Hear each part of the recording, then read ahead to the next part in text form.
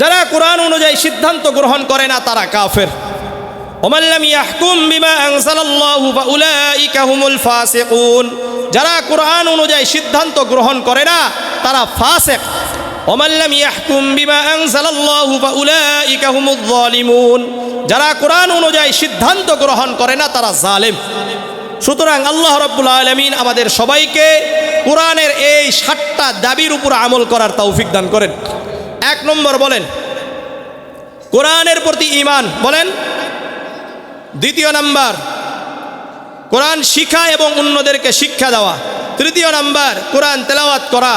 4 নম্বর কোরআন অনুযায়ী আমল করা। 5 নম্বর কোরআনকে প্রচার করা, তাবলীগ করা। 6 নম্বর কোরআনকে ঔষধ হিসাবে গ্রহণ করা।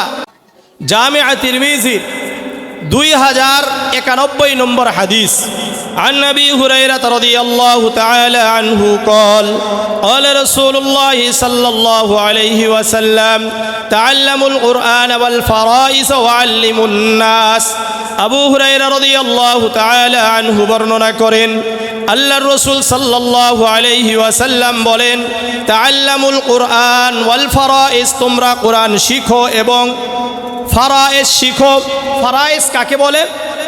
আমরা মৃত্যুবরণ করব, মৃত্যুবরণ করার পরে আমাদের সন্তানের মধ্যে যেই সম্পদগুলো বন্টন করা হবে, এই যে নীতিমালা, এই নীতিমালার নাম কি? ফারাইজ। তো আল্লাহর রসুল বললেন তাআল্লামুল কুরআন ওয়াল ফারাইজ ওয়া আল্লিমুন নাস, তোমরা কোরআন শিখো এবং ফারাইজ শিখো এবং অন্যান্যদেরকে শিক্ষা দাও। ফাইন্নী মাকবুস, কেননা আমি মরণশীল, আমি দুনিয়া থেকে চলে যাব। সুতরাং আমাদের উপর 2 নাম্বার দায়িত্ব হলো কোরআন শিখা এবং অন্যদেরকে শিক্ষা দেওয়া। এই কোরআন যারা শিখে এবং অন্যদেরকে শিক্ষা দেয় তারাই পুরা দুনিয়ার মধ্যে শ্রেষ্ঠ। সহিহ বুখারীর 5027 নম্বর হাদিস। عن عثمان بن عفان رضي الله تعالى عنه قال قال رسول الله صلى الله عليه وسلم خيركم من تعلم القرآن وعلمه। উসমান ইবনে আফফান রাদিয়াল্লাহু তাআলা আনহু বর্ণনা করেন আল্লাহর রাসূল সাল্লাল্লাহু আলাইহি ওয়াসাল্লাম বলেন তোমাদের মধ্যে শ্রেষ্ঠ তারাই যারা কোরআন শিখে এবং অন্যদেরকে শিক্ষা দেয়। তাহলে আল্লাহর রাসূল বললেন পুরা দুনিয়ার মধ্যে শ্রেষ্ঠ তারাই যারা কোরআন শিখে এবং অন্যদেরকে শিক্ষা দেয়। তাহলে মাদ্রাসার শিক্ষক এবং ছাত্ররাই আল্লাহর রসুলের ভাষ্য অনুযায়ী শ্রেষ্ঠ। এবং এই কোরআন শিখার ব্যাপারে আল্লাহ রাব্বুল আলামিন রাসূলুল্লাহকে আদেশ করেছেন। আল্লাহ রাব্বুল আলামিন বলেন ওয়াকুর রব্বি জিদনি ইলমা, হে নবী আপনি বলেন রব্বি জিদনি ইলমা, রব্বি জিদনি ইলমা, হে আমার রব আমার ইলমকে আপনি বৃদ্ধি করে দেন। এই কথাটা দেখবেন অনেক স্কুল কলেজেও লেখা থাকে, স্কুল কলেজেও লেখা থাকে। আসলে এটা ওয়াকুর রব্বি জিদনি ইলমা, এই বাক্যটা কোনো স্কুল কলেজের জন্য নয়। কারণটা কি?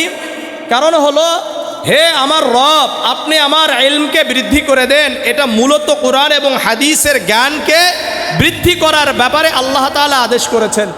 আপনারা বলতে পারেন হুজুর এখানে তো কোরআন এবং হাদিসের কথা নাই। আসলে রব্বি জিদনি ইলমা আমরা সূরা তাহার 116 নম্বর আয়াতের শেষ অংশ বলি, এর আগের অংশ আমরা আর বলি না। আগের অংশ আল্লাহ বলেন ওয়ালা তাজাল বিল কুরআনি মিন ক্বাবলি আন ইয়াকদা ইলাইকা ওয়াহয়ুহু ওয়াকুর রব্বি জিদনি ইলমা। হে নবী মুহাম্মদুর রাসূলুল্লাহ, হে নবী আপনার উপর যখন ওয়াহী অবতীর্ণ হয় তখন আপনি তাড়াহুড়া করে মুখস্থ করার জন্য চেষ্টা করবেন না, বরং আপনি আপনার উপর যখন কোরআন অবতীর্ণ হবে তখন আপনি মনোযোগ দিয়ে শোনেন এবং আপনি আল্লাহ রব্বুল আলামিনের কাছে দোয়া করেন রব্বি জিদনি ইলমা, হে আমার রব আপনি কোরআন এবং হাদিসের ইলমকে বৃদ্ধি করে দেন। বুঝে আসছে? তাহলে কোরআনের প্রতি আমাদের 1 নম্বর দায়িত্ব কি বলেন? ঈমান আনা। 2 নম্বর দায়িত্ব কোরআন শিখা এবং অন্যদেরকে শিক্ষা দেওয়া। 3 নম্বর দায়িত্ব আমাদের হলো কোরআন তেলাওয়াত করা। বলেন 3 নম্বর দায়িত্ব কি? এখন আমরা শিখলাম, এখন কি করব? কোরআন তেলাওয়াত করব। সূরাতুল আনকাবুতের ৪৫ নম্বর আয়াতে আল্লাহ বলেন, উতলু মা উহিয়া ইলাইকা মিনাল কিতাব, হে নবী আপনার উপর আমি আল্লাহ যা অবতীর্ণ করেছি তা আপনি তেলাওয়াত করেন। কি বলেছেন? রসুলকে তেলাওয়াত করতে বলেছেন। এর অর্থ কি আমরা তেলাওয়াত করব না? না, আমাদেরকেও তেলাওয়াত করার আদেশ করা হয়েছে।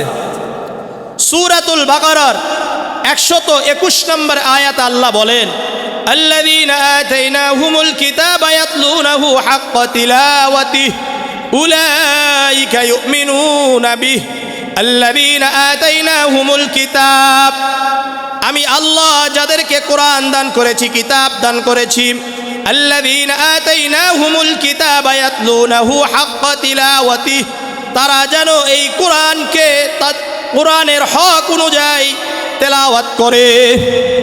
তাহলে আল্লাহ রাব্বুল আলামিনের কোরআন থেকে দুটি আয়াত তেলাওয়াত করলাম। দুটি আয়াতের মধ্যে আল্লাহ তাআলা কোরআন তেলাওয়াতের জন্য আদেশ করেছেন। কি করেছেন বলেন? আদেশ করেছেন। সুতরাং আমরা কোরআন তেলাওয়াত করব তো ইনশাআল্লাহ। এই যারা আমরা কোরআন তেলাওয়াত করব, আমাদের লাভ কি? আমাদের লাভ হলো, ১ নম্বর, জামিআ তিরমিজির ২৯১০ নম্বর হাদিস, عن عبد الله بن مسعود رضي الله تعالى عنه قال قال رسول الله صلى الله عليه وسلم من قرأ حرفا من كتاب الله فله به حسنة والحسنة بعشر أمثالها। আব্দুল্লাহ ইবনে মাসউদ রাদিয়াল্লাহু তাআলা আনহু বর্ণনা করেন, আল্লাহর রাসূল সাল্লাল্লাহু আলাইহি ওয়াসাল্লাম বলেন, যে ব্যক্তি কোরআনের একটি আয়াত, একটি অক্ষর তেলাওয়াত করলো, একটি অক্ষরের বিনিময়ে আল্লাহ রাব্বুল আলামিন তাকে 10টি নেকি দান করবেন। লা আকুলু আলিফ লাম মিম হারফুন, আমি এটা বলি নাই আলিফ লাম মিম একটি অক্ষর, বরং আমি বলি আলিফুন হারফুন ওয়া লামুন হারফুন ওয়া মিমুন হারফুন। এই হুজুররা, আপনারা আসলে সিস্টেমটা করতে পারেন নাই। এখানে কোনো হুজুর আছেন আপনারা? আমার মাহফিলগুলোতেও তো এত ডিস্টার্ব করে না।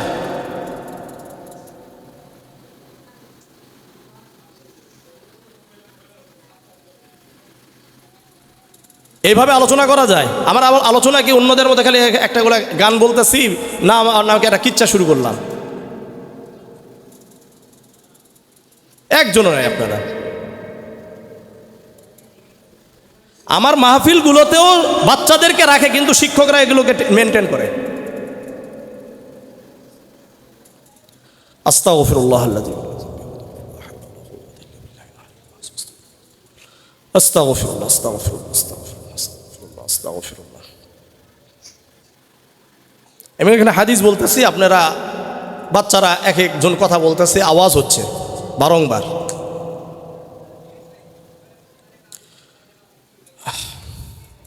عن عبد الله بن مسعود رضي الله تعالى عنه قال قال رسول الله صلى الله عليه وسلم من قرأ حرفا من كتاب الله فله به حسنة والحسنة بعشر أمثالها لا أقول ألف لام ميم حرف ولكن ألف حرف ولام حرف وميم حرف।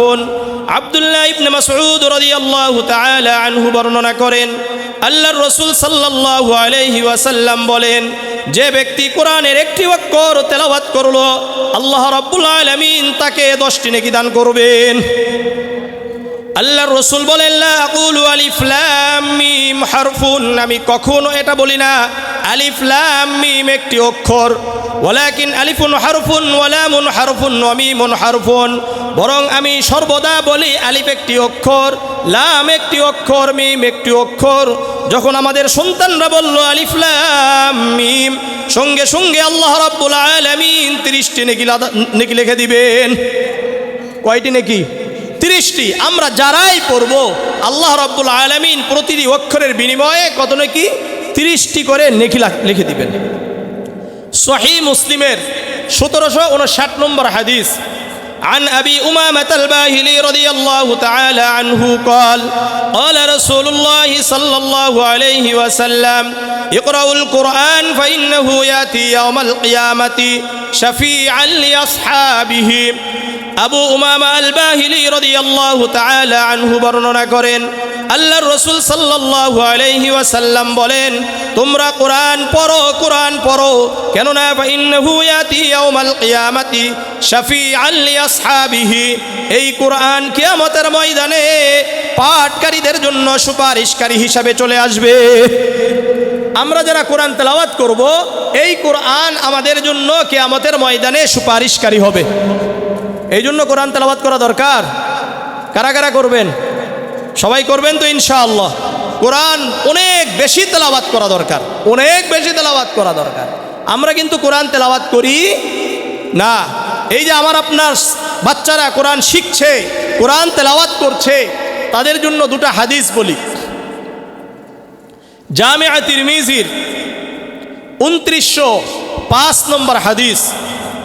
عن علي بن أبي طالب رضي الله تعالى عنه قال قال رسول الله صلى الله عليه وسلم من قرأ القرآن واستظهره فأحل حلاله وحرم حرامه ودخله الله به الجنة علي بن أبي طالب رضي الله تعالى عنه বর্ণনা করেন আল্লাহর রাসূল সাল্লাল্লাহু আলাইহি ওয়াসাল্লাম বলেন যে ব্যক্তি কোরআন পড়লো, কোরআনের হাফেজ হলো, কি করছে? কোরআন তেলাওয়াত করে কোরআনের হাফেজ হয়েছে।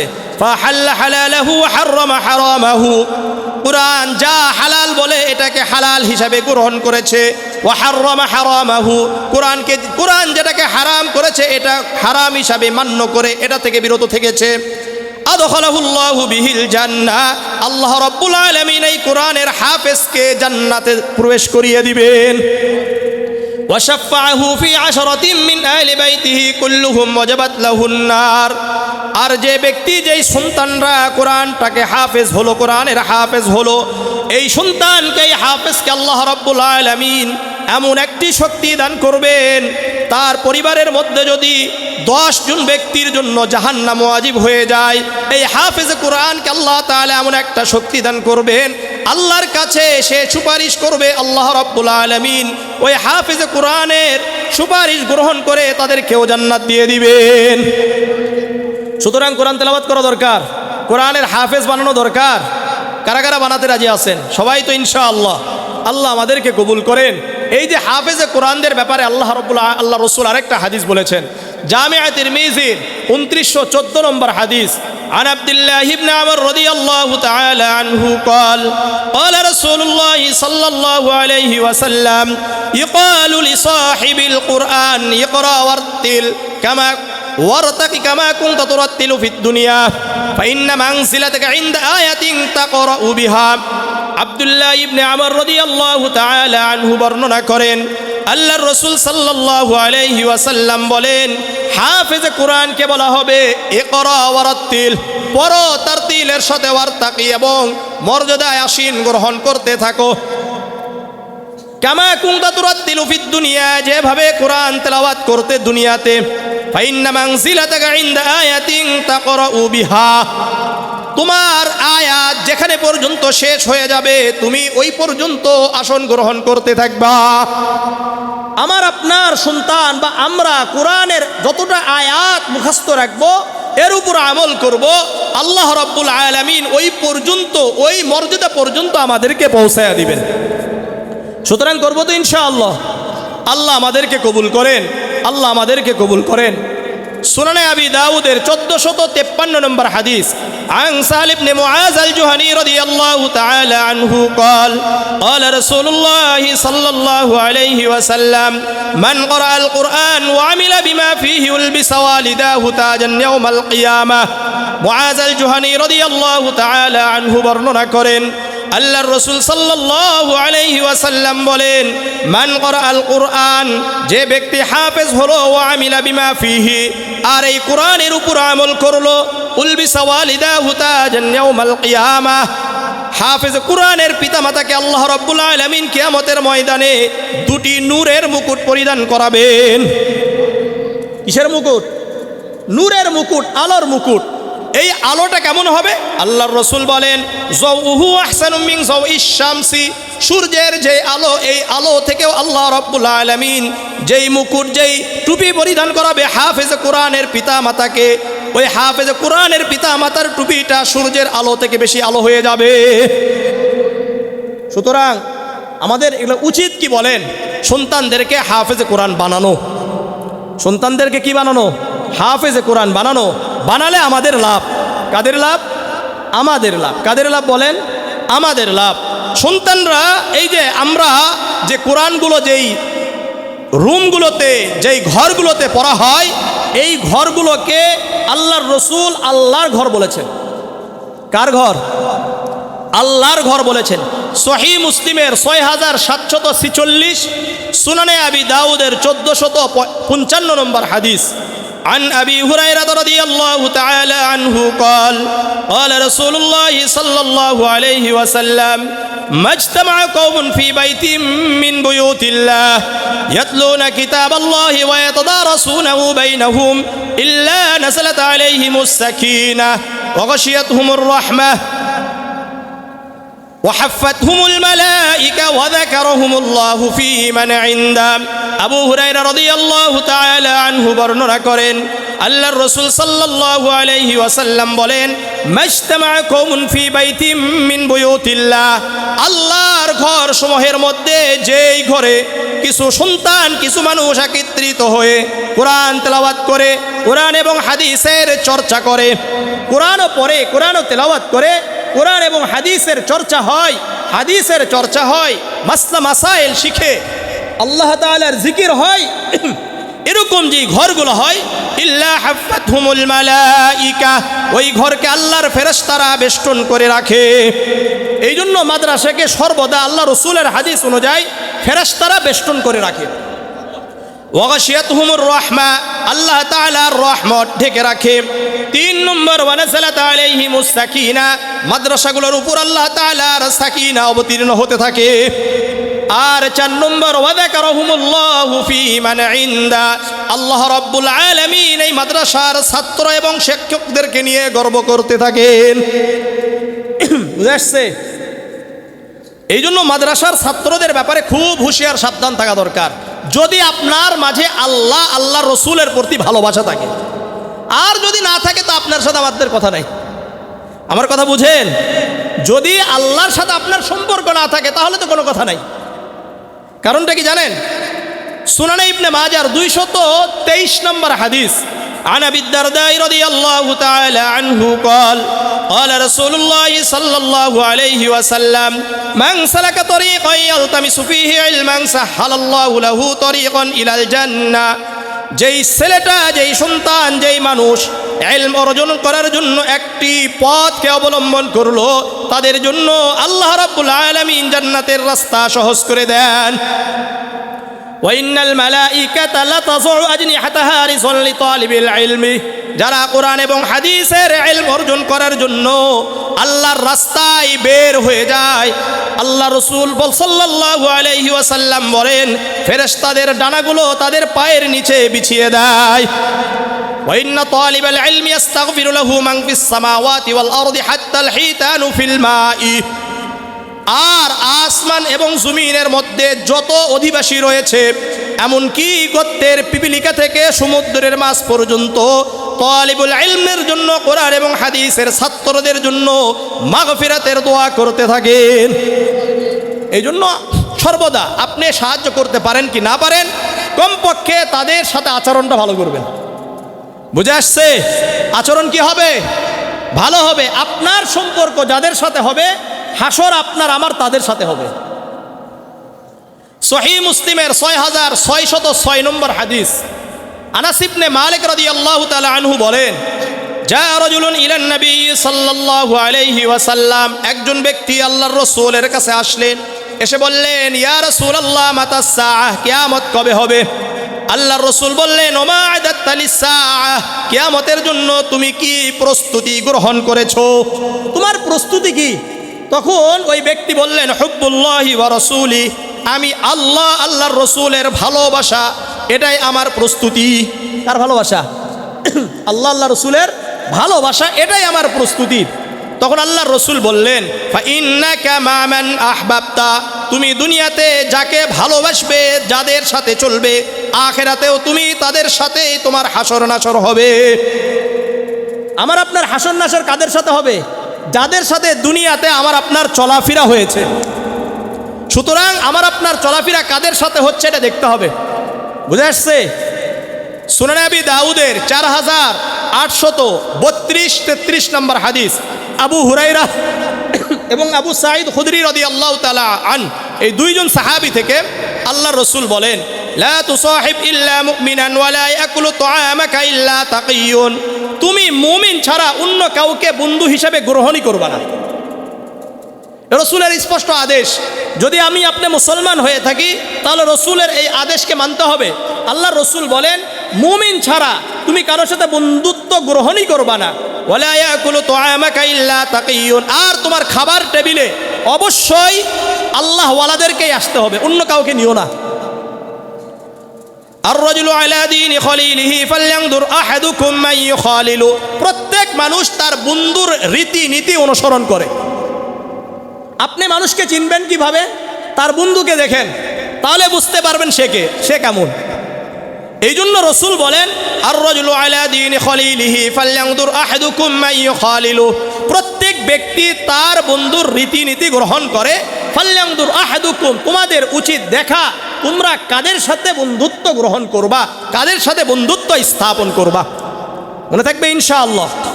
তাহলে কোরআনের প্রতি আমাদের 1 নম্বর দায়িত্ব কি বলেন? ঈমান। 2 নম্বর কোরআনকে শিখা এবং অন্যদেরকে শিক্ষা দেওয়া। 3 নম্বর কোরআন তেলাওয়াত করা। কোরআন তেলাওয়াতের ফজিলত বললাম।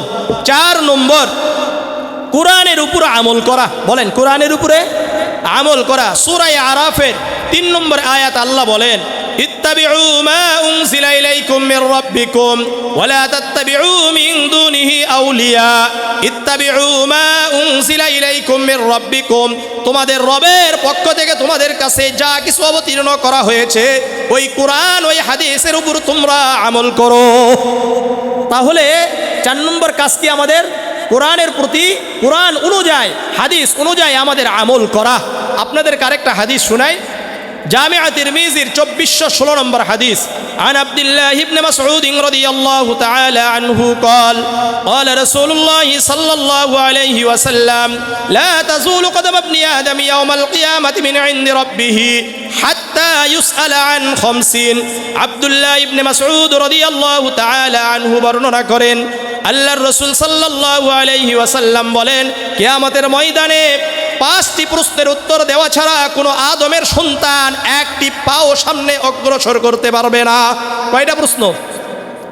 1 নম্বর, আন উমরিহি ফিমা আফনাহু, আল্লাহ রাব্বুল আলামিন বলবেন, আমি আল্লাহ যেই জীবন দান করেছিলাম এটা কোন দিকে ব্যয় করেছো, কিভাবে ব্যয় করেছো। 2 নম্বর, ওয়ান শাবাবিহি ফিমা আবলাহু, আমি আল্লাহ যেই যৌবন দান করেছিলাম এই যৌবন কোথায় ব্যয় করেছো। 3 নম্বর, ওয়ান মালিহি মিন আইনা ইকতাসাবাহু ওয়া ফিমা আনফাকাহু, 3 নম্বর, কিভাবে সম্পদ উপার্জন করেছো। 4 নম্বর, কোথায় কোথায় সম্পদ ব্যয় করেছো। আর 5 নম্বর, ওমাদা আমিলা ফিমা আলিমা, কোরআন এবং হাদিসের যে ইলম অর্জন করেছো, জ্ঞান অর্জন করেছো, এই কোরআন এবং হাদিসের উপর কতটুকু আমল করেছো। তাহলে 4 নম্বর কোরআন এবং হাদিস অনুযায়ী আমাদেরকে আমল করতে হবে, তাই না? কয় নম্বর গেল? 4। 5 নম্বর হলো কোরআনের তাবলীগ করা। কি করা বলেন? সূরাতুল মায়েদার 66 নম্বর আয়াতে আল্লাহ বলেন, ইয়া আইয়ুহার রাসূল বাল্লিগ মা উনজিলা ইলাইকা মির রাব্বিক, হে রাসূল আপনার উপর যা কিছু অবতীর্ণ করা হয়েছে এর আপনি তাবলীগ করেন। কি করবেন? তাবলীগ মানে দাওয়াত দেওয়া, প্রচার করা, সবাইকে কোরআন এবং হাদিস সম্পর্কে জানানো, তাদেরকে আমলের মধ্যে আনার চেষ্টা করা। সহিহ বুখারীর 3461 নম্বর হাদিস। عن عبد الله بن عمرو رضي الله تعالى عنه قال قال رسول الله صلى الله عليه وسلم بلغوا عني ولو آية। আব্দুল্লাহ ইবনে আমর রাদিয়াল্লাহু তাআলা আনহু বর্ণনা করেন, আল্লাহর রাসূল সাল্লাল্লাহু আলাইহি ওয়াসাল্লাম বলেন, তোমরা আমার কাছ থেকে যদি একটি আয়াত একটি অক্ষরও শিখো এবং তাহলে তোমরা এটার অন্যদেরকে পৌঁছায়া দাও। কি করতে হবে? অন্যদের কাছে পৌঁছায়া দিতে হবে। ওয়ালা তুহাদ্দিসু আন বানি ইসরাঈল, আর ইসরাঈলের রওয়ায়াত এগুলো যদি উপদেশমূলক হয়, মাসলা মাসাইল না উপদেশমূলক হয়, বিধান সংক্রান্ত না হয়, তাহলে এগুলোও তোমরা বর্ণনা করতে পারবে। ওয়ালা হারজা, কোনো সমস্যা নাই। ওমান কাযাবা আলাইয়া মুতাআম্মিদান ফালইয়াতাবাওয়া মাকআদাহু মিনান নার। আর যে ব্যক্তি আমার দিকে মিথ্যাকে সম্পৃক্ত করলো, ওই ব্যক্তি যেন তার ঠিকানা জাহান্নাম বানিয়ে নিল। এই জন্য হাদিসের নামে মিথ্যা কথা বলা যাবে না। 6 নম্বর কাজ হলো আমাদেরকে এই কোরআনকে ঔষধ হিসাবে গ্রহণ করা। কি করা? ঔষধ হিসাবে গ্রহণ করা। সূরা ইউনূসের 57 নম্বর আয়াত আল্লাহ বলেন, ইয়া আইয়ুহান নাসু ক্বাদ জাআতকুম মাউইযাতুম মির রাব্বিকুম ওয়া শিফাউল লিমা ফিস সুদূর। হে লোক সকল, ইয়া আইয়ুহান নাস ক্বাদ জাআতকুম মাউইযাতুম মির রাব্বিকুম, তোমাদের রবের পক্ষ থেকে একটি উপদেশ বাণী চলে আসছে। ওয়া শিফাউল লিমা ফিস সুদূর, আর তোমাদের রোগের জন্য, তোমাদের অন্তরের রোগের জন্য ঔষধ হিসাবে এই কোরআন চলে আসছে। এই জন্য কোরআন শুধুমাত্র পড়লে হবে না, এই কোরআনকে ঔষধ হিসাবেও গ্রহণ করতে হবে। আজান হচ্ছে নাকি? হ্যাঁ, এদিকে আজান হয়, এদিকে নামাজ কয়টায়? ও 8:45। আচ্ছা 8:45 এদিকে আমাদের খালি। সূরা বানী ইসরাঈলের 82 নম্বর আয়াত আল্লাহ বলেন, ওয়া নুনাজ্জিলু মিনাল কুরআনি মা হুয়া শিফাউন ওয়া রাহমাতুল লিল ওয়ানুনাজ্জিলু মিনাল কুরআনি মা হুয়া শিফা। এই কোরআনের আয়াতগুলো শেফা হিসাবে আসছে। কি হিসাবে? আরোগ্য হিসাবে আসছে। আপনাদেরকে একটা ঘটনা শুনাই। সহিহ মুসলিমের 5626 নম্বর হাদিস, عن أبي سعيد الخدري رضي الله تعالى عنه قال أن ناسا من أصحاب النبي صلى الله عليه وسلم كانوا في سفر। আবু সাঈদ খুদরি রাদিয়াল্লাহু তাআলা আনহু বর্ণনা করেন, আল্লাহর রাসূলের কিছু সাহাবী সফরে ছিলেন। কোথায়? ভ্রমণে ছিলেন। ফামাররু বিহাইয়্যিন মিন আহিয়াইল আরব, আরবের একটি বস্তি দিয়ে যাচ্ছিলেন। তো ওনাদের যেই পাথিও ছিল এটা শেষ হয়ে গেছে। ফাস্তাযাফুহুম, ওই বস্তিবাসীকে তারা বললেন, আমাদের তো পাথিও শেষ হয়ে গেছে, আপনারা যদি আমাদেরকে একটু মেহমানদারি করাতেন। ফালাম ইউযাইফুহুম, তারা ওই সাহাবাদেরকে মেহমানদারি করাই নাই। তো আল্লাহর কি চাওয়া ইচ্ছা, তাদের ওই বস্তির যে সর্দার তাকে সাপে দংশন করছে। ফাকালু লাহুম হাল ফিকুম রাকিন, এখন তারা কোনোভাবেই তাদের সর্দার নেতাকে সুস্থ না করতে পারায় তারা এই সাহাবাদের জামাতের কাছে এসে বলল হাল ফিকুম রাকিন, আপনাদের কাছে কি কোনো ঝাড়ফুঁককারী আছে? তো একজন ব্যক্তি বলল, নাম, হ্যাঁ আমি ঝাড়ফুঁক করতে পারি। ফাআতাহু, ওই ব্যক্তি তাদের কাছে আসলো। আসার পরে ফারাকাহু বিফাতিহাতিল কিতাব, সূরা ফাতিহা পড়ে তাকে ঝাড়ফুঁক করলো, ফু দিল। ফাবারা আর রাজুলু, ওই ব্যক্তি সুস্থ হয়ে হাঁটা চলা শুরু করে দিস। মনে হলো যে সে কোনো অসুস্থই ছিল না। ফাউতিয়া কাতিআম মিন গানাম, ওই ব্যক্তিকে অর্থাৎ এই সাহাবাদের জামাআতকে বকরির এক পাল হাদিয়া দেওয়ার জন্য চাইলো।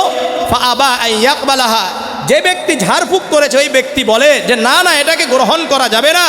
হাত্তা আযকুরা যালিকা লিন-নবী সাল্লাল্লাহু আলাইহি ওয়াসাল্লাম, যতক্ষণ পর্যন্ত না আমি এটা আল্লাহর রাসূলকে বলি, ইয়া রাসূলুল্লাহ, আমি তো সূরাতুল ফাতিহা পড়ে ফু দিয়ে ভালো হয়ে গেছে, এখন কেউ যদি আমাকে হাদিয়া দিতে চায় তাহলে কি গ্রহণ করতে পারবো? যদি আল্লাহর রাসূল অনুমতি দেয় তাহলে গ্রহণ করব।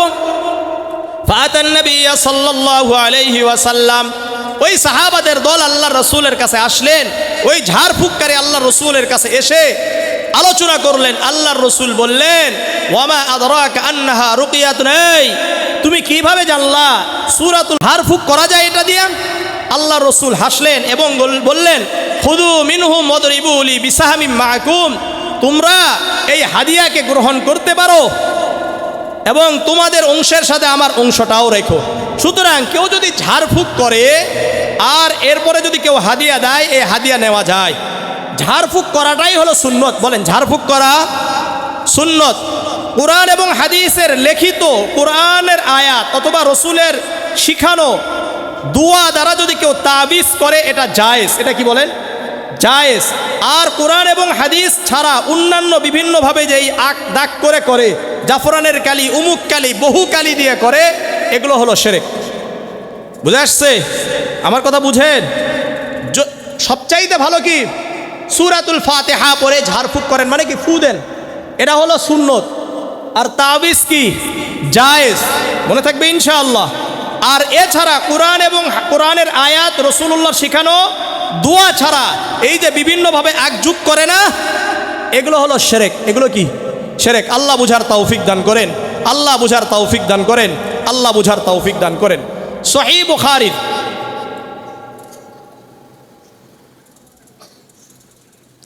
সহিহ বুখারীর 1700